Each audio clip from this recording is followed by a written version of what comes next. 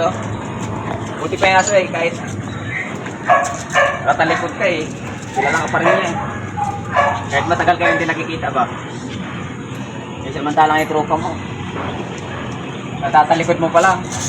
Parang ang gusto ng kagatin eh. Kita mo yung aso ko? Oo.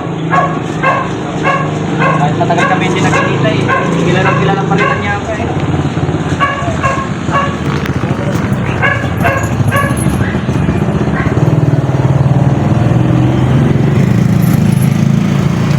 Samantala yung iba dyan, pagkatalikod mo, parang ka lang gusto ng sakmalin.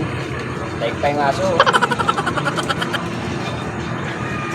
Kaya, piliin nyo yung ano, yung tropahin nyo.